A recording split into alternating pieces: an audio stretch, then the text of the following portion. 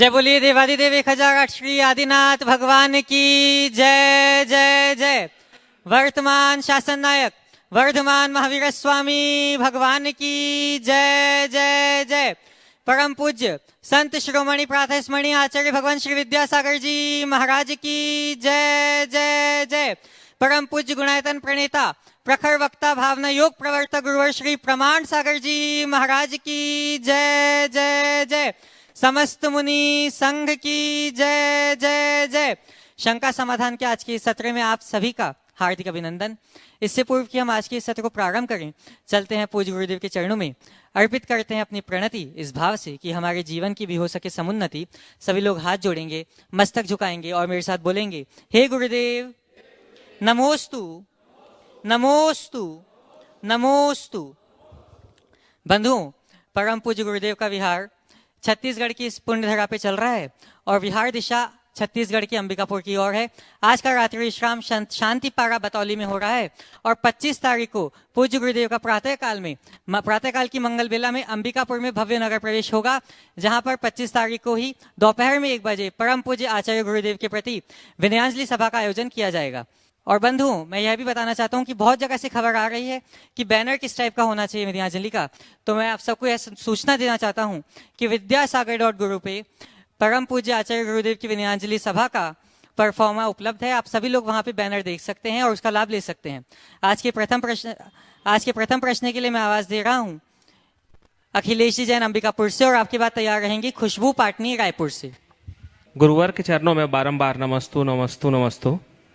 मेरी शंका यह है कि गुरुवर मेरा जो प्रोफेशन है वो 2 भाग में डिवाइड है।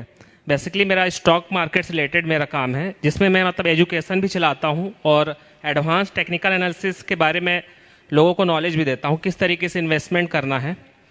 और उसमें एक इंट्राडे का होता है, जिसमें मतलब एक इंट्राडे होता है, मतलब आज ही बाई और आज ही सेल किया, तो उसमें लोग उसको गैम्बलिंग की तरह करते हैं। तो मेरा क्वेश्चन ये है कि मतलब उसको किस तरीके से मैं मतलब लोगों को एडवाइस करूं कि वो गैम्बलिंग की तरह ना करें और उसको मतलब इन्वेस्टमेंट की तरह से करें, और लॉन्ग टर्म में इन्वेस्टमेंट के लिए उनको कैसे प्रेरित करूं मैं। देखिए, इंट्राडे का जो कंसेप्ट है उसमें इन्वेस्टमेंट है ही नहीं। वहाँ तो रोज़ खरीदना रोज़ बेचना है। जी। वो एक प्रकार की ट्रेडिंग है और इस ट्रेडिंग में उछल कूद लोग करते ही, तो इसमें लोगों को नुकसान होता है और वो तनाव का भी कारण बनता है। तो इस प्रकार से स्टॉक एक्सचेंज से जुड़े हुए कोई भी बिजनेस है उसमें 2-3 बातों के प्रति बहुत ध्यान देना चाहिए। सबसे पहली बात कि आप कैसी कंपनी में इन्वेस्टमेंट कर रहे हो, उसका प्रोडक्ट क्या है। जिस कंपनी में आप इन्वेस्ट कर रहे हैं या करने की सलाह दे रहे हैं, उसका प्रोडक्ट यदि कोई हिंसक पदार्थ है तो आप हिंसा के भागीदार होंगे और उसकी कमाई के साथ हिंसा का भी शेयर आपके साथ आएगा। तो उस पाप से बचना चाहिए।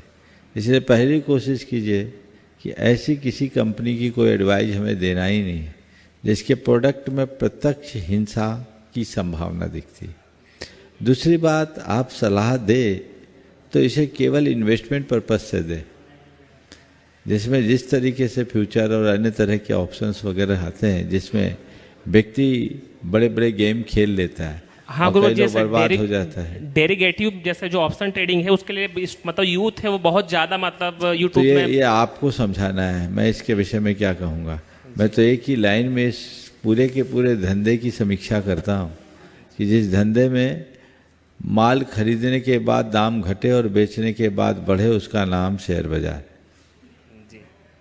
खरीदने के बाद घट जाए और बेचने के बाद बढ़ जाए, यानी जो खरीदने में भी रुलाए और बेचने में भी रुलाए, ऐसा काम करना ठीक नहीं। ठीक, नमस्ते गुरुवर। खुशबू जी पाटनी रायपुर से, और आपके बाद तैयार रहेंगे नवीन कासलीवाल जी कुनकुरी से। महाराज जी के चरणों में मेरा त्रैबार नमोस्तु नमोस्तु नमोस्तु। चुल्लक जी के चरणों में इच्छा में। महाराज जी, मेरा प्रश्न ये है, आज फ़ोन भी आया था तो मुझसे कहा गया कि सबकी शंका यही है कि जब हमारे किसी से 2 बात कहा सुनी हो जाती है तो हम उसका बहुत जल्दी प्रतिक्रिया करते हैं, जवाब दे देते हैं। तो महाराज जी, और बाद में बहुत अफसोस होता है, ये मेरे साथ भी है कि पहले तो जवाब दे देते हैं, फिर बाद में बहुत उस बात का अफसोस भी होता है कि मैंने ऐसा क्यों किया, मुझे ऐसा नहीं करना चाहिए था। तो उस समय जब ये बात होती है तो मैं अपने आप को कैसे शांत रखूं, कैसे चुप रहूं? देखिए, एक प्रवृत्ति, कोई कोई लोग होते हैं जो धीर गंभीर होते हैं और कई लोग ऐसे होते हैं जो बहुत जल्दी प्रतिक्रियाएं देते हैं। तो यदि किसी की ऐसी आदत है कि त्वरित प्रतिक्रिया दे और नकारात्मक प्रतिक्रिया दे, बाद में अफसोस करे, तो उन्हें इसे अपनी एक दुर्बलता के रूप में देखना चाहिए और उसे दूर करने के लिए एक अभ्यास करना चाहिए। भावना योग उसका एक बड़ा कारगर उपाय है। और जब आप शांत दशा में हो, सामान्य स्थिति में हो, तो बार बार ये दोहराएं, मुझे सहज रहना है, मुझे शांत रहना है, मुझे संयम रखना है, मुझे सहज रहना है, मुझे शांत रहना है, मुझे संयम रखना है। ये आत्म सुझाव यदि आपके अवचेतन में बैठ गया तो जब कोई ऐसी बात आएगी तो अंदर से आएगी, मुझे सहज रहना है, मुझे शांत रहना है, मुझे संयम रखना है, मुझे सकारात्मक रहना है। वो अपने अभ्यास में लाइए तो अंदर की बात अंदर ही रुक जाएगी, प्रतिक्रियाएं नहीं होगी। प्रतिक्रियाएं करना और बाद में अफसोस करके ऐसा काम करना, उससे अच्छा है कुछ ऐसा अभ्यास बढ़ाएं जिससे प्रतिक्रियाओं से बचा जा सके। दूसरी बात, रोज़ सुबह से शाम तक के, शाम को एक किनारे बैठे, अगर संभव हो तो भगवान की साक्षी में या घर में भगवान को याद करके सुबह से शाम तक के विचारों को रिकॉल करें और देखें कि आज मैंने कहाँ कहाँ नकारात्मक प्रतिक्रियाएं दी, ऐसी प्रतिक्रियाएं जो मुझे नहीं करनी चाहिए। और जो भी प्रतिक्रियाएं हैं आप उसकी निंदा करें और मन ही मन दोहराएं, भविष्य में जब कभी ऐसी सिचुएशन आएगी तो मैं ऐसी प्रतिक्रियाएं नहीं दूँगी, इस जगह ऐसी की जगह ऐसा मुझे बोलना होगा। और संभव हो तो सामने वालों से सॉरी कर दो, क्षमा मांग लो, एक कॉल कर दो, मैंने आपसे ऐसा बोल दिया, उस समय मुझे ध्यान नहीं रहा, लेकिन मुझे अब एहसास हुआ ऐसा नहीं करना चाहिए, आगे मैं ध्यान रखूँगी, आप कृपया इसके लिए भूल जाएं, मुझे क्षमा करें। इतनी बातें करना शुरू कर दें, जीवन में बड़ा बदलाव घटित हो सकता है। और महाराज जी, मैं भावना योग मैं भी करती थी महाराज जी, भावना योग मैंने भी किया है। साल भर डिप्रेशन में थी महाराज जी, जब ये भावना योग की उसके बाद ही मैं लोगों से बात करना चालू की, बहुत ठीक हुई। भावना योग से बहुत फर्क पड़ा। बहुत सुंदर, अब आप करते रहिए तो और फर्क पड़ जाएगा। बहुत बढ़िया। नमस्ते महाराज जी। नवीन जी कासलीवाल उपस्थित होंगे और आपकी बात तैयार रहेंगे। कुनकुरी से गुणायतन संस्थापक सदस्य श्री गजेंद्र जी पाटनी। महाराज श्री के चरणों में बारंबार नमोस्तु। इच्छामी छुल्लक जी, वंदना भैया जी। गुरुदेव, संधि काल क्या होता है? हाँ, संधि काल क्या होता है? जैन धर्म में इस काल में किन क्रियाओं का करना वर्जित है और शास्त्र स्वाध्याय संधि काल में करने से क्या दोष लगता है? देखिए, संधि काल क्या मतलब क्या? सूर्योदय और सूर्यास्त के 24 मिनट पहले और 24 मिनट बाद का काल संधि काल कहलाता है। इसी तरह मध्याह्न काल कहलाता है, संधि काल नहीं कहलाता। संधि काल में सिद्धांत ग्रंथों के अध्ययन का निषेध है। पूजा पाठ कर सकते हैं, सामायिक कर सकते हैं, सिद्धांत ग्रंथों का अध्ययन करने का शास्त्रों में निषेध है। संधि काल ईश वंदना, प्रभु स्मरण, प्रार्थना, पूजा, ध्यान, इसके लिए। श्री गजेंद्र जी पाटनी जो छत्तीसगढ़ में गुणायतन के प्रांतीय प्रभारी हैं और आपकी बात तैयार रहेंगे सौरभ जैन अंबिकापुर से। गुरुदेव के श्री चरणों में नमोस्तु नमोस्तु नमोस्तु। श्री छुल्लक जी महाराज के चरणों में इच्छामी इच्छामी इच्छामी। महाराज जी 60 के ऊपर 63-64 क्या होने जा रहा हूँ।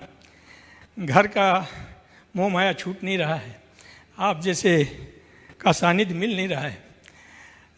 आदिवासी क्षेत्र में रहते हैं महाराज श्री हम लोग, वहाँ जो भी हमें सानिध्य मिल रहा है वो सब कोई 80-85 से ऊपर वाले हैं और सब घर में हैं। तो ऐसा क्या किया जाए महाराज जी, ऐसा कुछ आप मार्गदर्शन दें कि एक उचित रास्ता मिल सके। देखो, अगर आप नौकरी पेशा होते तो रिटायर हो गए होते, पर बिजनेसमैन के साथ विडम्बना ये है, वो टायर्ड हो जाते, रिटायर होने का नाम नहीं लेते, आखिरी दम तक लगे रहते हैं। अरे भाई 60-62 हो गए।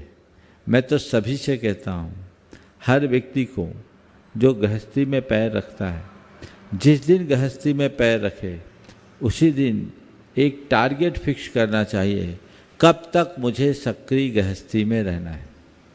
अगर 25 वर्ष की उम्र में कोई विवाह करके गृहस्थाश्रम में प्रवेश करता है तो तय करे कि 25 वर्ष में आज हूँ, जब मैं 50 वर्ष का या 55 वर्ष का हो जाऊँगा मेरा बेटा जिस दिन 25 साल का होगा तभी तक मैं सक्रिय गृहस्थी में रहूँगा। बेटा अगर 25 साल का हो गया और काम संभालने लायक हो गया तो अब धीरे धीरे धीरे धीरे जिम्मेदारी उसके कंधों पर डालूंगा, व्यापारिक और अन्य जिम्मेदारियों को उसको डालूंगा, और धीरे धीरे धीरे धीरे अब मैं सांसारिक, व्यावसायिक और गार्हस्थ्यिक दायित्वों से मुक्त होकर स्वयं को पारमार्थिक कार्यों में नियोजित करना शुरू करूंगा और यहाँ से वानप्रस्थी जीवन की शुरुआत हो। अपने आप को इस तरीके से तैयार कर लीजिए कि आपको दूसरों के आगे हाथ न फैलाना पड़े। जितना जरूरी है अपने जीवन के लिए ठाट बाट से जी सको उतना संचित रखो और बाकी काम से विमुख हो और पारमार्थिक कार्यों में लगकर अपने आध्यात्मिक साधना में लगें और धीरे धीरे संयम साधना को बढ़ाते हुए त्याग तप के मार्ग को अंगीकार करें और अंत समाधि के साथ संपन्न हो, ऐसा लक्ष्य रखें।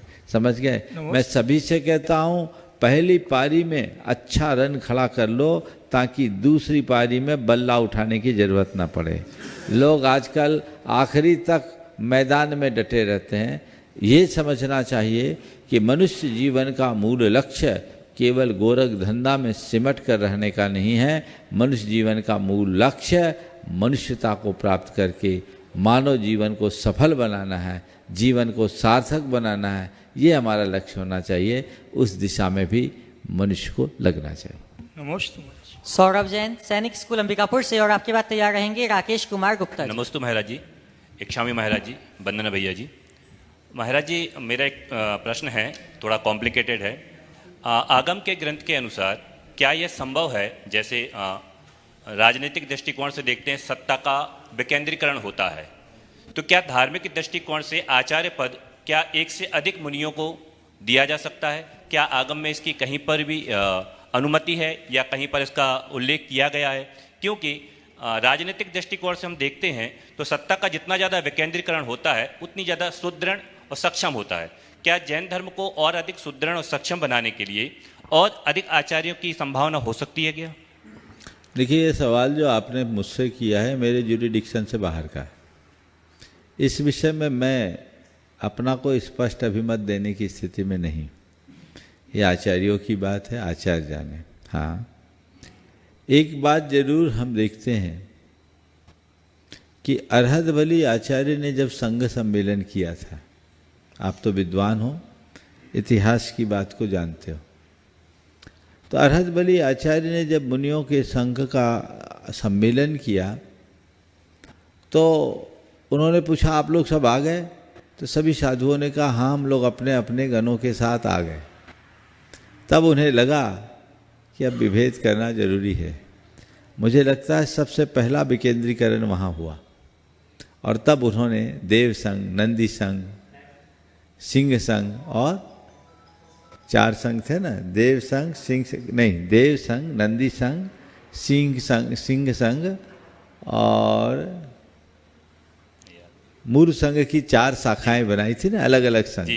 तो ये देव संघ, नंदी संघ, सिंह संघ और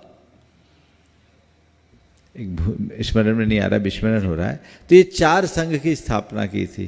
तो एक ही मूल संघ 4 भागों में, धाराओं में विभाजित हुआ था। तो इसको मुझे लगता है ये विकेंद्रीकरण का पहला रूप था। तो समय काल के अनुरूप यदि ऐसा कुछ होता है तो ये आचार्यों के अपने दृष्टिकोण पर निर्भर करता है।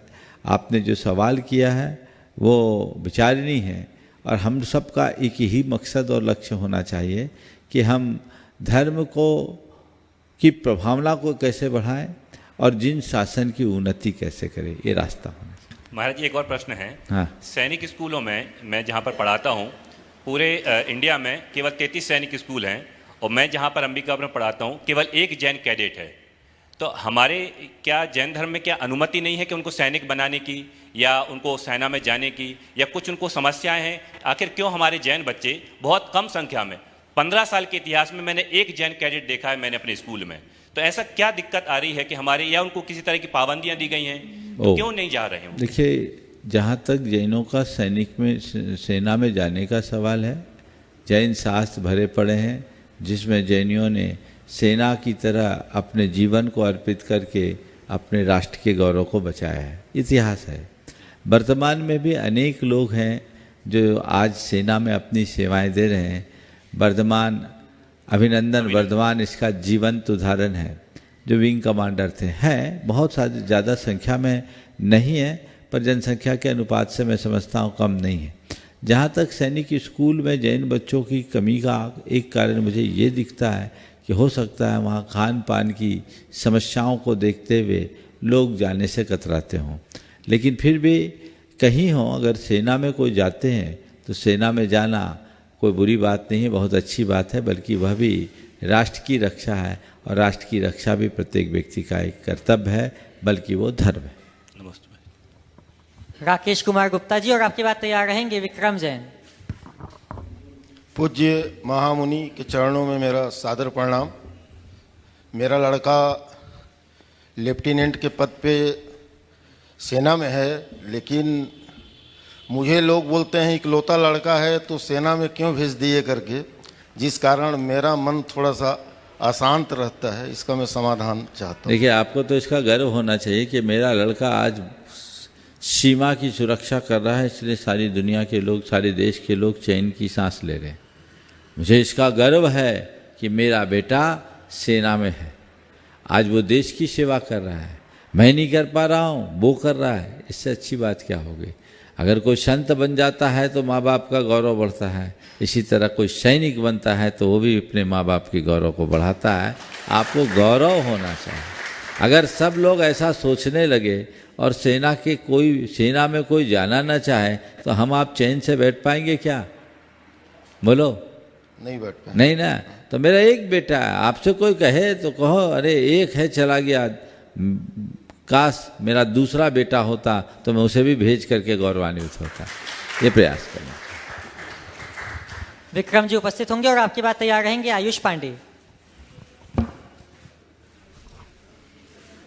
गुरुवर चरणों में, आपके चरणों में बारंबार नमोस्तु नमोस्तु नमोस्तु। मेरा एक छोटा सा सवाल है जो कि आजकल हॉट टॉपिक बना हुआ है, सनातन धर्म। मोदी जी से लेके पूरा भारतवर्ष अपने आप को सनातनी बताने को अग्रसर है, मगर मेरा एक मानना है कि क्या सनातन धर्म पुराना है या कि जैन धर्म पुराना है, और अगर सनातन धर्म पुराना है तो इसमें जैन धर्म का कितना मूल्य है। दूसरा सवाल, मैं जैसे नेट पे सर्च करता हूँ तो जैसे तिरुपति बालाजी के मैं 3 बार दर्शन कर चुका हूँ। मैंने नेट पे सर्च किया है, वहाँ पे जो मूर्ति है बताई जाती है कि भाई नेट पे गूगल में कि नेमिनाथ भगवान जी की महाराज, तो क्या इसमें सत्य है क्या? देखो, पहला जो सवाल है तुम्हारा कि सनातन क्या है, सनातन धर्म। मैं कहता हूँ सनातन धर्म नहीं, धर्म सनातन है। समझ गए? जब से सृष्टि है तब से धर्म है, सृष्टि सनातन है इसलिए धर्म भी सनातन है, और जैनी भी धर्मी है इसलिए हर धर्मी सनातन है। समझ गए? सनातन को आप एक धर्म विशेष से मत जोड़ो, सनातन को ही धर्म मान लो। समझिए, धर्म को ही सनातन मान लो। तो धर्म सनातन है, शाश्वत है, और जैन धर्म इसी सृष्टि की शाश्वतता पर विश्वास रखता है, इसलिए जैन धर्म भी सनातन है। इसलिए सनातन की बात आए तो सबको समाहित कर लो, कोई विवाद में पड़ने की बात नहीं है। समझ गए? और जो तिरुपति बालाजी की बात है, नेट पे ये सब जानकारियाँ हैं, अभी शोध का विषय है। नेट पर बहुत सारी चीज़ें, बहुत सारी तरह की चीज़ें होती हैं, हमें उन सब चीज़ों पर तब तक भरोसा नहीं करना चाहिए जब तक पूरे तरह से तथ्य ना आए। ये बात सही है कि हमारे देश के अतीत में बहुत सारे मंदिर और मूर्तियाँ ऐसी हैं, आज भी कई ऐसे हैं। आप पश्चिम बंगाल में जाएंगे जहाँ बहुत सारे जैन तीर्थंकरों की पूजा आज दूसरे रूप में की जाती है। वहाँ जैनों का अभाव रहा, और जैनों का अभाव रहा तो जो लोग रहें उनने उनकी पूजा अर्चा करना शुरू कर दी, और जो पूजा अर्चा करते हैं वो अपने अपने आमनाई के अनुरूप करते हैं, अपने अपनी आस्थाओं के अनुरूप करते हैं। मैं इसे दूसरे रूप में देखता हूँ, कम से कम पूजने खंडित तो नहीं किया। एक परंपरा तो ऐसी भी थी जो हमारी मूर्तियों को नष्ट भ्रष्ट कर देते थे, छिन्न भिन्न कर देते थे। तो जहाँ जनता का अभाव होता है, समाज का अभाव होता है, तो पूजन पाठ करने वाले कोई नहीं है, उपासना करने वाले नहीं है, तो भारत की जनता धर्मप्राण जनता है और धर्मप्राण जनता होने के कारण वो उनको अपने तरीके से पूजने लगती है। गलती उनकी नहीं है, हमें उन्हें जगाना चाहिए। मैं तो एक ही बात बोलता हूँ, जैसे देवता उसकी वैसी ही पूजा होनी चाहिए। शंकर जी पर बेलपत्र चढ़ता है, हनुमान जी पर सिंदूर चढ़ता है, तो भूल कर हनुमान जी पर बेलपत्र नहीं और शंकर जी पर सिंदूर मत चढ़ाना। जो देवता की जो पूजा है उसी तरीके से पूजा होनी चाहिए। जैन तीर्थंकर की पूजा की जो प्रक्रिया है, कहीं पर भी जैन तीर्थंकर की प्रतिमा हो तो उन्हें उसी रीति से पूजना चाहिए, तब उनको उसका सही लाभ मिलेगा। अज्ञानता में यदि हम कोई चूक कर देते हैं तो वह हमारे लिए फलदायी नहीं होता, ऐसा जगाना चाहिए। आयुष पांडे जी उपस्थित होंगे और आपके बाद तैयार रहेंगे गुणायतन की शिरोमणि संरक्षक श्रीमान अभिजीत जी चेतना जी जैन अंबिकापुर से। गुरुदेव के चरणों में साधुवाद। गुरुदेव, मेरा सवाल ये है कि अगर व्यक्ति अपने जीवन में किसी को आचार्य या गुरु बनाना चाहता है तो क्या वो गुरु एक होने चाहिए या एक से अधिक होने चाहिए? और अगर मैं अपने गुरु की तलाश करना चाहता हूँ या कैसे गुरु मेरे होने चाहिए तो उसके लिए मैं क्या आधार रखूँ? देखिए, सबसे पहली बात तो ये है कि गुरु एक होना चाहिए। जैसे पिता एक होता है वैसे ही गुरु भी एक होता है। जने जने को गुरु बना ले वो कहीं के नहीं रहेंगे। हमारे आदर्श अनेक हो सकते हैं लेकिन गुरु तो केवल एक होता है, समझ गए? और गुरु को अगर चुनना है तो कुछ नहीं करना है, अपने भीतर शिष्यत्व को प्रकट करना है, समझ गए? जब तक हृदय में शिष्यत्व की अभिव्यक्ति नहीं होती तब तक गुरु तत्व की उपलब्धि नहीं होती।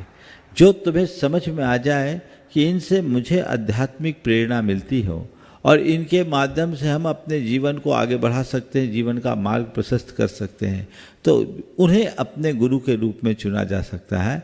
और जब एक बार गुरु को चुन लिया तो फिर अपनी नैया उनके हाथ सौंपना चाहिए और उनके ही मार्गदर्शन और प्रेरणा में अपने जीवन को आगे बढ़ाना चाहिए। अभिजीत चेतना जी जैन अंबिकापुर से और आपके बाद तैयार रहेंगी श्रीमती किरण जैन अंबिकापुर से। गुरुदेव को मेरा बारंबार नमोस्तु। गुरुदेव, मेरे दो प्रश्न हैं। पहला प्रश्न है, कर्म और धर्म। अच्छे कर्म करना बहुत ज़्यादा ज़रूरी है और अच्छा है, या बहुत धार्मिक हो जाना बहुत अच्छा है? मैं कई बार मंदिरों में और कई जगह देखती हूँ, मुझे ऐसा लगता है कि इतना कसाय हो जा रहा है, हमारा मन खराब हो जा रहा है, कुछ हमसे अपशब्द हो जा रहा है, कुछ गलत हो जा रहा है। उससे अच्छा लगता है थोड़ा दूर हो जाओ और भी तरीके के अच्छे कर्म है वो कर लो। जैसे आपने अपना दर्शन किया, आप चले आए, मंदिर के प्रति और किसी तरीके से या धर्म के प्रति किसी और तरीके से अपनी श्रद्धा व्यक्त करके कर्म कर लो। या धार्मिक होना धर्म के तरीके से बहुत ज़्यादा ज़रूरी, which one is more important? Secondary. हाँ, पहला हो जाए पहले। देखिए, आपने पूछा अच्छा कर्म करना जरूरी है या धर्म करना जरूरी है। मैं तो ये कहता हूँ अच्छा कर्म करना ही धर्म है, इसलिए अच्छा कर्म करो, उसको भी अपना धर्म मान करके चलो, समझ गए? धार्मिक क्रियाएं करिए, धार्मिक क्रियाएं भी अच्छी है, अच्छे से कीजिए। बस एक ही बात है, कुछ भी कीजिए कुकर्म मत कीजिए। कुकर्मों से बचना भी बहुत बड़ा धर्म है। जहाँ तक धार्मिक होने की बात है, अगर व्यक्ति अंतर्मन से धार्मिक होता है तो उसके जीवन में बहुत सारी अच्छाइयाँ प्रकट होने लगती है। तो हमको अंतर्मन से अपने आप को धार्मिक बनाने का प्रयत्न करना चाहिए, जिससे हम अपने अच्छाइयों को अभिव्यक्ति दे सकें और जीवन का पथ प्रशस्त कर सकें। धन्यवाद गुरुदेव। दूसरा गुरुदेव, मेरा दूसरा प्रश्न है, हमारे धर्म के हिसाब से दो चीज़ें हैं। सिखाना भी इम्पॉर्टेंट है क्योंकि हमारी अगली जनरेशन को वो लीगेसी ट्रांसफ़र होनी चाहिए, तब तो वो सिखा पाएंगे। ये सिखाना मुझे समझ नहीं आता किस स्तर तक उचित है। क्या वो इस स्तर तक उचित है कि हम किसी और की ज़िंदगी में इतना हस्तक्षेप करने लग जाएं कि उसकी ज़िंदगी हमारी वजह से बाधित हो जाए या कुछ उसमें खलल आ जाए? देखिए, सिखाना और चीज़ों को थोपना, इसमें अंतर है। हम किसी को सिखाएं तो एक प्रकार की प्रेरणा देकर दें, वो एक मोटिवेशन होना चाहिए। हम लोग भी तो आप लोगों को सिखाते ही हैं, लेकिन हम आपकी निजी ज़िंदगी में बाधा तो नहीं बनते। हमने अपनी बात कही, तटस्थ भाव से आपको प्रेरणा दी, आपकी चेतना जगी, आपने उसे फॉलो किया, अपना जीवन बदला। अब मैं कहूं कि जो मैं कह रहा हूं वही करो, तो ये मेरा दुराग्रह होगा। यही स्थिति बच्चों के प्रति माँ बाप की होनी चाहिए। एक उम्र तक, जब तक वो पूरी तरह से वयस्क नहीं हुआ, बड़ों को उसके हृदय में संस्कार गढ़ना चाहिए, उसे कुछ बातों की पूरी तरह से सीमाएं बतानी चाहिए, क्या हमें करना चाहिए और क्या नहीं करना चाहिए। और वह केवल वर्जनाओं तक सीमित न रखकर उसकी वजह भी बताना चाहिए कि ऐसा क्यों नहीं करना है, बड़े तार्किक और मनोवैज्ञानिक तरीके से। तो वो इस तरीके से उनके हृदय में बिठा दे कि सपने में भी फिर उस चीज़ को कभी ग्रहण करने की न सोचे। जैसे प्रत्येक जैनी जो कभी भी मांस आदि का भक्षण नहीं करता, आपके संस्कार में ये बात है, आपको ये सिखाया गया, घर परिवार में आपने देखा। अब कभी कोई भी प्रसंग आएगा उसके तरफ मन ही नहीं जाएगा, नहीं जाएगा नहीं। इसी तरह जो वर्जनाएं हैं, जो हमारी मर्यादाओं का हनन है, उससे बचने की बात हमें व्यक्ति को सिखाना चाहिए, जब तक कि वो पूर्णतः वयस्क ना हो जाए।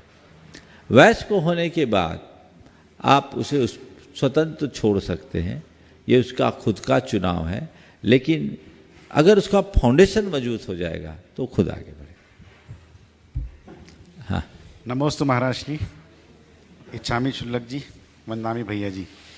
मेरा सवाल है कि जैसे प्रतिदिन देव दर्शन का हमारा नियम होता है और हम करते भी हैं, लेकिन कई बार स्थिति परिस्थिति ऐसी आ जाती है कि हम किसी लंबे सफ़र पर हों, या बीइंग ए डॉक्टर मैं जैसे कहीं कैंप्स में जाता हूँ, वो बहुत रूरल एरियाज़ होते हैं, वहाँ पर जैन मंदिर नहीं होते हैं, तो उस दिन देव दर्शन नहीं हो पाता है।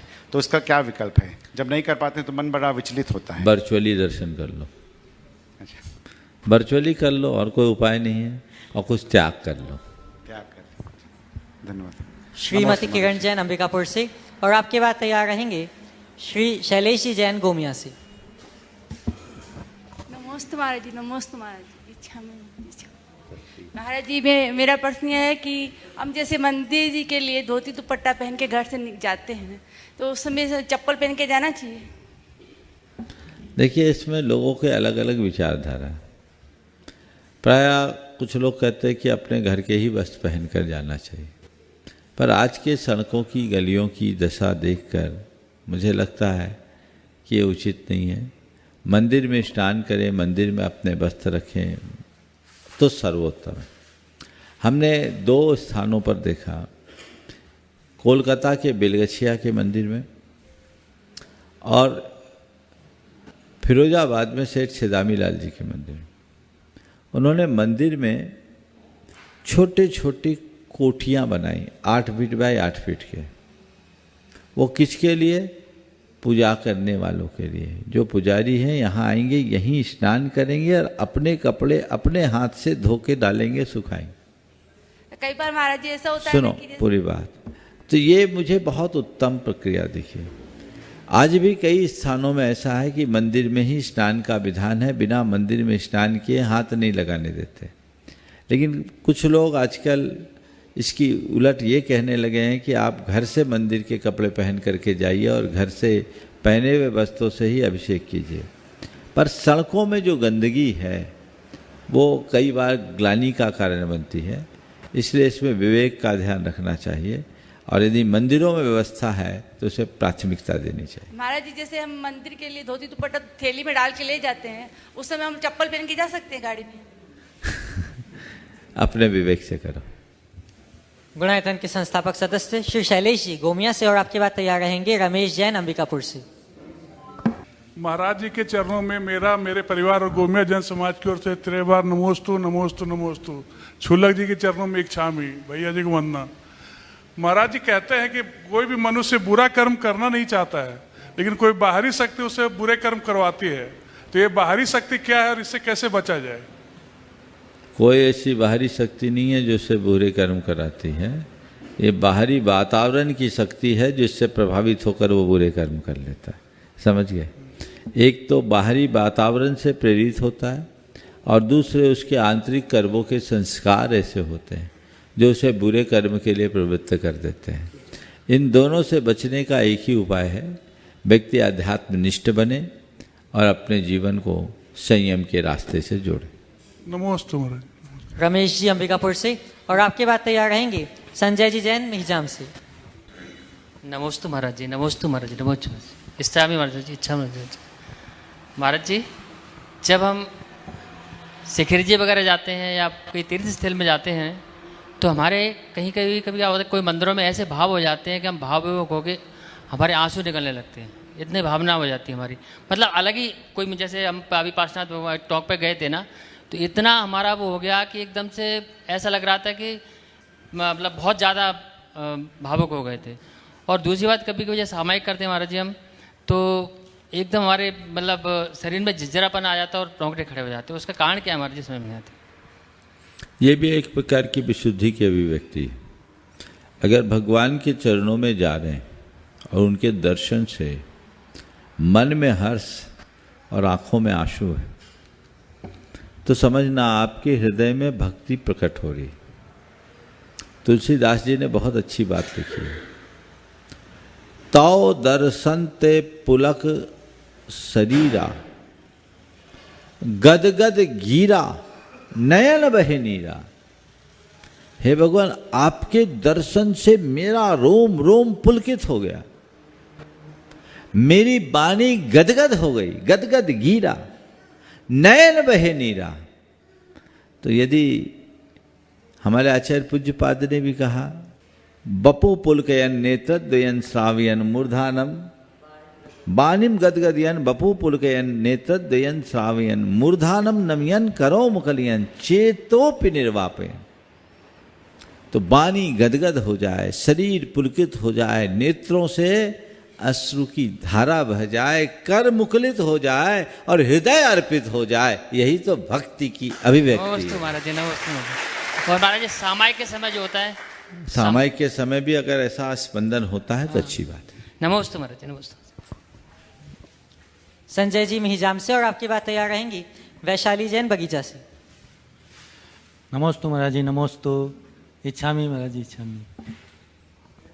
अंधे व्यक्ति को दिखने लग जाए तो सबसे पहले वो उस छड़ी को फेंकता है जिन्हें जीवन भर उसका साथ दिया। ऐसा क्यों होता है महाराज? बहुत अच्छी बात है।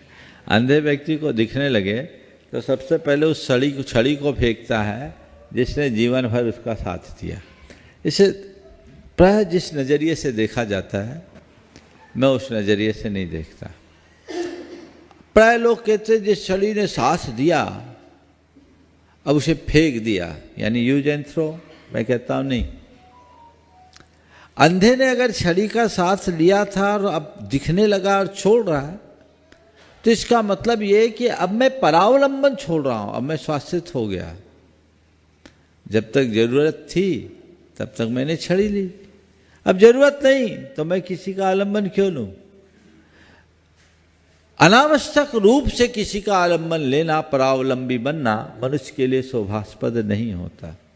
इसलिए इस पूरे प्रसंग से व्यक्ति को स्वावलंबी बनने की प्रेरणा लेनी चाहिए और जो कुछ मुझे जहाँ जितनी आवश्यकता है उतना उपयोग करो और आगे बढ़ो, ये सोचना चाहिए। फेंक दिया नहीं, छोड़ दिया, इस शब्द को सुधार लीजिए। फेंकने में तिरस्कार है और छोड़ने में किसी भी आलंबन से अपने आप को अलग करना है। नमस्ते महाराज जी। वैशाली जैन बगीचा से, और आपकी बात तैयार रहेंगे असीम माजी।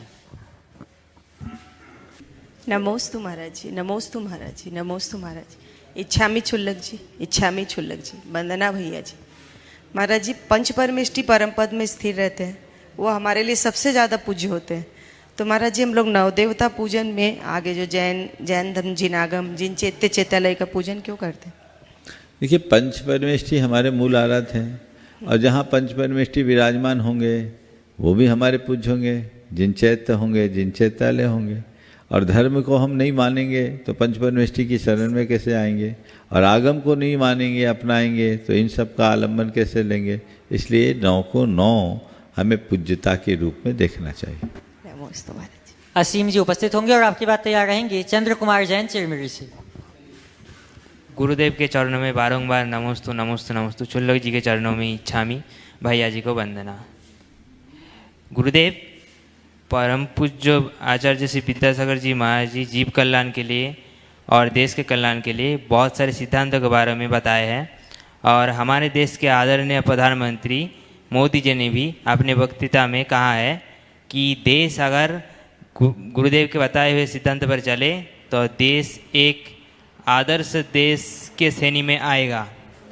तो परम पूज्य गुरुदेव, वो क्या सिद्धांत है जिस पर देश के हर नागरिक चले और देश एक आदर्श राष्ट्र के रूप में स्थापित हो? देखिए, बहुत अच्छी बात कही है। परम पूज्य गुरुदेव के विचारों से भारत के प्रधानमंत्री माननीय नरेंद्र मोदी जी बहुत प्रभावित थे, और उसकी अभिव्यक्ति उनके वक्तव्यों और उनके द्वारा लिखित लेख से हुई है। आपने बहुत अच्छी बात की कि पूरे देश का, राष्ट्र का उत्थान गुरुदेव के विचारों से हो सकता है। बिल्कुल हो सकता है, क्योंकि गुरुदेव ने एक ही वाक्य में सब कुछ कह दिया है। प्राचीन भारत को अगर भारत का आदर्श बना लिया जाए तो भारत बहुत आगे बढ़ सकता है, विश्व गुरु बन सकता है, विश्व की महाशक्ति के रूप में उभर सकता है। तो भारत के प्राचीन स्वरूप को हमें साथ लेकर के चलना चाहिए, जहाँ अहिंसा, प्रेम, परस्परता, आत्मीयता और करुणा जैसे उदात्त जीवन मूल्यों की प्रेरणा रही है, वो हमारे जीवन को आगे बढ़ाएगा। तो हमें गुरुदेव के इसी इंगन पर ध्यान में रखना चाहिए, ध्यान रख करके आगे बढ़ना चाहिए। चंद्र कुमार जैन चिरमिरी से, और आपकी बात तैयार रहेंगी श्रीमती अर्चना जी बेनाड़ा। नमोस्तु महाराज जी। नमोस्तु महाराज जी। बोलिए। और इच्छामी शुल्लक जी, किसी शहर का जो है यदि मतलब है बहुत ऊंचाइयों पर पहुंचता है और धीरे धीरे उस शहर की जो है तो मतलब है ऊंचाइयाँ वो डाउनफॉल हो जाता है, और वहाँ पे मतलब है क्या है कि वहाँ से लोग पलायन शुरू कर देते हैं। तो इसमें जो है तो क्षेत्र का मतलब है प्रभाव है, या वहाँ पे रहने वाले जो लोग हैं उनका प्रभाव है, या मतलब मेरा ये प्रश्न ये भी है कि ये वहाँ पे जो स्थित जो मंदिर जी वगैरह हैं तो उसमें मतलब है उनका कुछ है। आपका प्रश्न का सार मैं समझ गया। किसी गांव और शहर में जहां कभी बहुत लोग बसते थे और धीरे धीरे लोग वहां से चले गए, तो इसकी वजह क्या हो सकती है? कई लोग कई तरीके से इसकी वजहों का विश्लेषण करते हैं, कई जगह तो वास्तु लगा देते हैं, पर मैं मानता हूँ समय काल के अनुसार हुआ परिवर्तन है। पहले लोग तंग गलियों में रहा करते थे क्योंकि वहाँ अपने आप को सुरक्षित समझते थे। आतताई आक्रमणकारियों से बचने के लिए शहरों के बिल्कुल मध्य में शहर के जितने भी धनी मानी लोग होते थे बिल्कुल केंद्र में रहते थे। अब जब से गाड़ी घोड़ा आना शुरू हो गया तो वही लोग अपने मकानों को बेच करके शहर के बाहर नए बसे शहर में रहने लगे। पहले मकानों में रहते थे, अब बंगलों में रहने लगे, और बंगलों से भी हट के फ्लैट में रहने लगे, क्योंकि पहले एक ही मकान में 50 आदमी रहते थे, एक कमरे में 10 आदमी सो जाते थे। अब तो सारी व्यवस्थाएं बदल गई, तो बदलने के कारण लोगों को शहरों से हट करके, शहर के मुख्य भाग से हट करके बाहर की तरफ रहना पड़ रहा है, और वहाँ पर रहने के बदली हुई एक जीवन शैली है। हम इसको मंदिर के वास्तु से नहीं जोड़ेंगे, ये समय के परिवर्तन से जोड़ेंगे, बदले हुए कल्चर के परिणाम से जोड़ेंगे। आज भी कई बड़े बड़े शहरों में जो कभी जैनों के गढ़ हुआ करते थे, दूर मत जाइए, जयपुर के जोहरी बाजार को जाके देखिएगा, खाली हो गया। बहुत थोड़े से जैन बसे हैं, वो भी मौका देखे तो निकल जाएंगे। जो जैनियों का गढ़ था वो सब कहाँ चले गए? नए जयपुर में, क्योंकि सबको गाड़ियाँ चाहिए, अब वहाँ कहाँ घुसेंगे? तो ये परिवर्तन ऐसा होता रहता है। इसी तरह पहले शहर में रहते थे, अब बाईपास निकल गया, लोग दूसरी तरफ आने लगे, और ये परिवर्तन गांव से कस्बों, कस्बों से शहरों, शहरों से महानगरों में जाने का होता रहता है। इसको समय काल के साथ अपेक्षित परिवर्तन के रूप में देखना चाहिए। मुझे इसमें और कोई दूसरी वजह की झलक नहीं दिखती। अर्चना जी बेनाडा और आपकी बात तैयार रहेंगी सविता जैन। नमोस्तु महाराज जी, इच्छा में महाराज जी। महाराज जी, सिद्ध लोक में कौन सा प्रकाश होता है? मध्य लोक में तो ज्योतिष देवों के सूर्य चंद्र के प्रकाश होते हैं, वैमानिक में रत्नों की राशि के। तो क्या सिद्ध लोक अंधेरा रहता है? जबकि न सिद्ध प्रकाश रहता परमात्मा न अंधेरा रहता है। परम ज्योति स्वरूप है वो तो। सिद्ध को परम ज्योति यानी ज्ञान ज्योति है, वहाँ प्रकाश और अंधकार की कोई विवेचना नहीं, कोई व्यवस्था नहीं। सविता जी उपस्थित होंगे और आपकी बात तैयार रहेंगे अंकुर जैन चिरमिरी से। नमोस्तु महाराज जी, इच्छामी छुल्लक जी, वंदना भैया जी। महाराज जी, स्वर्गों में देव का जब अवसान हो जाता है तो उसके बाद वो रिक्त रहता है कि उसी टाइम कोई और जीव आ जाता है? कभी कभी गैप भी हो जाता है। ललितांग के लिए देवी 6 महीने बाद मिली थी, वो डिप्रेशन में भी चला गया था, बड़ी बुरी हालत होती। चलिए, नमोस्तु महाराज। अंकुर जी अपना प्रश्न प्रस्तुत करेंगे और आपकी बात तैयार रहेंगे पंकज जी पाटौदी। श्री प्रमाण सागर सेवा संघ की तरफ से नमोस्तु भगवान, नमोस्तु। श्री प्रमाण सागर सेवा संघ की तरफ से इच्छामी महाराज जी, मेरा क्वेश्चन नहीं है, मेरा सिर्फ एक प्रसंग है कि जब गुरु और शिष्य का मिलन हुआ, कुछ ऐसा प्रसंग सुना दीजिए जो यादगार हो आपके लिए। गुरु शिष्य के मिलन का प्रसंग आपने यादगार प्रसंग के रूप में पूछा है। मैं इसे अपने से हटकर गुरु चरणों में घटित एक प्रसंग सुनाना चाहता हूँ। जिनेंद्र वर्णी का नाम आप लोगों ने सुना होगा। जैन जगत के मूर्धन्य मनीषी विद्वान साधक थे। वो 1980 में गुरुदेव के चरणों में पहली बार आए, दर्शन किया, वाचना में शामिल हुए और उसके बाद थोड़े दिन बाद दोबारा आए। उन्होंने कहा कि गुरुदेव, मैंने अपने जीवन में बहुत कुछ किया, पर मुझे ऐसा लगता था कि मेरा सारा काम अधूरा है, क्योंकि मुझे सब कुछ किया पर गुरु को नहीं पाया। और उसमें कमी किसी की नहीं थी, कमी मेरी थी, क्योंकि मैं शिष्य नहीं बन पाया।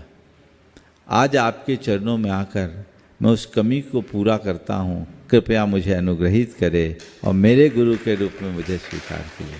समझ गया? तो अंदर से शिष्यत्व को प्रकट कर लेना ही गुरु को पाना है। फिर वो गुरुदेव की शरण में रहे और गुरुदेव के ही मार्गदर्शन में, सानिध्य में, ईसरी में 1983 में उनकी उत्तम सलेखना। समझ? चलो, पंकज जी पाटौदी और आपकी बात तैयार रहेंगी श्रीमती सुनीता जैन चिरमिरी से। नहीं, पंकज जी पाटौदी की बात तैयार रहेंगे संजय जैन अंबिकापुर से। नमोस्तु महाश्री, इच्छा में छुलक जी, भैया जी वंदना। महाराज श्री, 19 तारीख की रात में चंद्रमा में आचार्य श्री की आकृति दिख रही थी। पहले तो व्हाट्सअप आया, फ़ोन आया, फिर हम लोग भी देखे तो हम लोग को ऐसा महसूस हुआ कि हाँ, आचार्य श्री की आकृति दिख रही है। तो इसमें क्या था? अभी जाके देखोगे तो अभी भी देखेगी, चांद ऐसा ही है, उसमें जो देखना चाहो वो दिख जाएगा। समझ गए? ये हमारे मन में जो होगा वही दिखता है। चंद्रमा जैसा था वैसा ही है, ये हमारी दृष्टि का फेर। नमस्ते। संजय जी अंबिकापुर से अपना प्रश्न प्रस्तुत करेंगे। महाराज श्री के चरणों में मेरा नमोस्तु नमोस्तु नमोस्तु। चुल्लत जी के चरणों में इच्छामी इच्छामी इच्छामी, भैया जी वंदामी। मैं करीब 20-25 साल से शिक्षा से जुड़ा हुआ हूँ, शिक्षण से। जो आधुनिक शिक्षा प्रणाली है महाराज श्री, उसमें उच्च शिक्षित हम कर रहे हैं, लेकिन उनमें संस्कार और जो सदाचार और नैतिकता के गुणों का समावेश नहीं कर पा रहे हैं। तो मेरी महाराज श्री ये जिज्ञासा है कि हम लोग शिक्षा प्रणाली में क्या सुधार कर सकते हैं कि हम जो आने वाली पीढ़ी है उनमें संस्कार, सदाचार, नैतिकता और जैन धर्म के जो मूल सिद्धांत हैं उसका समावेश करा सकें। देखिए, बहुत अच्छा सवाल आपने किया। शिक्षक चाहे वो सब कुछ कर सकता है, बशर्ते जिन बातों की बात आप कर रहे हो वो शिक्षकों में खुद हो। आज पूरी तरह व्यवस्थाएं प्रोफेशनल हो गई। एक समय था जब शिक्षक को शिक्षक की तरह नहीं, एक गुरु की भांति देखा जाता था, उसके प्रति श्रद्धा होती थी, और वो शिक्षक हमें केवल पढ़ाता नहीं था, हमें सीख देता था, जीवन को आगे बढ़ाने की प्रेरणा देता था, संस्कार मिलते थे। आज ऐसे संस्कारनिष्ठ शिक्षकों का भी अभाव है, तो बच्चों पर उसका असर नहीं पड़ेगा। फिर अभिभावक भी आज संस्कार नहीं चाहते। आज के अभिभावक अपने बच्चों की पढ़ाई में अच्छे नंबर्स चाहते हैं, मेरा बच्चा अच्छी रैंक पाए, अच्छे मार्क्स लाए, उनका भी लक्ष्य वही हो गया। तो पूरी व्यवस्थाएं बदल गई। हमें मूल्यपरक शिक्षा देने के लिए मूल्यों के अनुकूल वातावरण बनाने की जरूरत है, और वो वातावरण घर से होना चाहिए। घर में वातावरण हो, माँ बाप उसको सपोर्ट करें, और फिर शिक्षक वैसे हो तो बच्चों पर वैसा असर पड़ेगा। आजकल संस्कारों की तो होली जल रही है। यशपाल जैन ने एक बहुत अच्छा प्रसंग लिखा। बच्चा स्कूल गया, उसे पढ़ाया गया सदा सत्य बोलना चाहिए। घर आया, किराएदार मकान मालिक किराया वसूलने के लिए घर आया, उसके पिता को खोजा। बेटे ने जाकर अपने पिता से पूछा, पिताजी ने कह दिया कह दो पापा घर में नहीं है। दूसरे दिन वो बच्चा स्कूल गया, उसे पढ़ाया गया सब जीवों पर दया करो। घर आया, देखता है उसका बड़ा भाई एक अपाहिज भिखारी को डंडे से खदेड़ कर भगा रहा है। तीसरे दिन स्कूल गया, उसे पढ़ाया गया कि सब जीवों से प्रेम करो। घर आया, देखा उसके मम्मी पापा आपस में बुरी तरह झगड़ रहे हैं। चौथे दिन जब उसे स्कूल भेजा गया तो उसने कहा पापा मैं स्कूल नहीं जाऊंगा। चौथे दिन जब उसे स्कूल भेजने की बात आई तो उसने कहा पापा मैं स्कूल नहीं जाऊंगा। पूछा क्यों? बोले गुरुजी ठीक नहीं पढ़ाते। जो पढ़ के आया उससे उल्टा घर में देखेगा तो सीखेगा क्या? तो शिक्षा प्रणाली नहीं, पूरी व्यवस्था ही उल्टी हुई। हम उस व्यवस्था को ठीक करें, शिक्षा प्रणाली में ठीक परिवर्तन लाएं, शिक्षकों में परिवर्तन आए, उद्देश्य में बदलाव लाएं, तभी कुछ अच्छा किया जा सकता है। अब हम सभी चलते हैं पूज्य शुल्क श्री आदर्श सागर जी महाराज की चरणों में और निवेदन करते हैं कि हे महाराज श्री आपके माध्यम से ऑनलाइन प्रश्नों के माध्यम से हम सबको दिशा प्राप्त हो, जिससे हम सबका जीवन लाइन पे आ सके। इच्छा में महाराज जी। महाराज श्री के चरणों में कोट से नमन। हीरा बड़जात्या जी हजारीबाग से प्रश्न कर रही हैं, गुरुवर काले धन को सफेद धन बनाने के लिए सरकार ने व्यवस्था हमें दे दी है, काले मन को सफेद बनाने के लिए कुछ सरल उपाय बताएं। काले मन को सफेद बनाने के लिए ज़्यादा कुछ करने की जरूरत नहीं है। आप अपने मन को मोड़िए, 4 उपाय कीजिए अपने काले मन को स्वच्छ उज्जवल बनाने के लिए। सबसे पहला काम, जब मन में मलिनता का वेग आए, मन की दिशा मोड़िए, चिंतन की दिशा मोड़िए, प्रवाह को परिवर्तित कीजिए। अर्थात उस समय कुछ अच्छा बोलना, कुछ अच्छा पढ़ना, कुछ अच्छा सुनना शुरू कर दीजिए। फिर दूसरी बात, सम्यक दिशा दर्शन दीजिए, मन को सही एडवाइस देना शुरू कीजिए और तय कीजिए, मन को समझाइए कि मुझे क्या करना है और क्या नहीं करना है। ये अभ्यास नित्य होना चाहिए। तीसरी बात, रोज आत्मचिंतन कीजिए, जिससे हम अपने मन को विशुद्ध बनाएं, और इन सब के लिए सतत स्वाध्याय कीजिए। तो स्वाध्याय, आत्मचिंतन, सम्यक दिशा दर्शन और प्रवाह परिवर्तन के बल पर हम अपने मन की मलिनता को बखूबी दूर कर सकते हैं।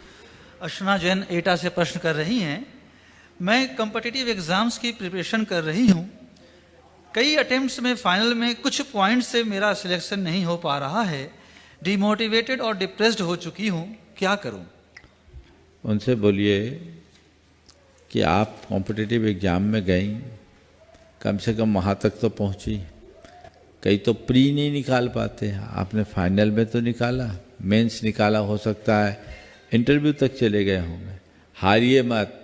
एक बात ध्यान में रखिए कि अगर आपने जो लक्ष्य बनाया है वहाँ तक नहीं पहुँच पाए, इसका मतलब ये नहीं कि आप अपने जीवन में विफल हो गए।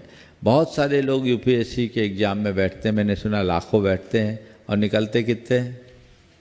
जनरल के तो 300-400 सीट है।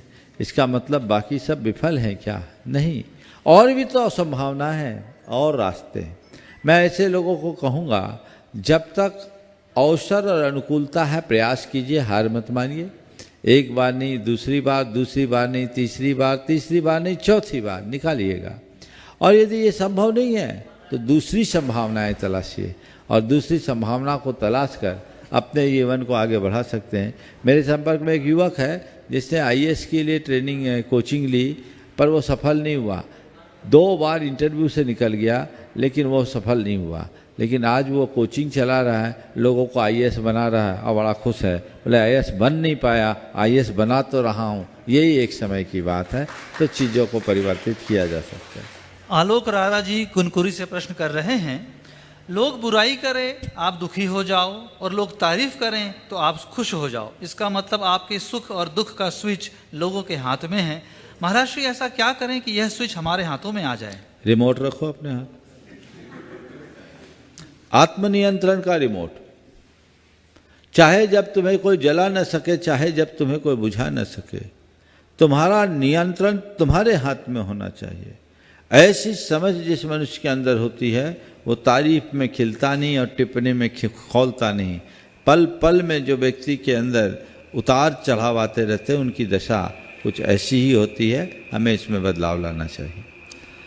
अंतिम कुमार जी अंजड़ से प्रश्न कर रहे हैं, दुश्मनी सिर्फ झगड़ा करने से ही नहीं होती, कई बार सच बोलने से भी लोग आपके दुश्मन बन जाते हैं और झूठ बोल देने पर दुश्मन दोस्त बन जाता है। तो महाराज श्री सच बोलकर दुश्मन बनाना अच्छा है या फिर झूठ बोलकर दोस्त बनाना? न तो सच बोलकर दुश्मन बनाना अच्छा है, न झूठ बोलकर दोस्त बनाना अच्छा है। सच बोलना अच्छा है, लेकिन जिस सच से दुश्मनी बढ़े वो सच बोलना अच्छा नहीं।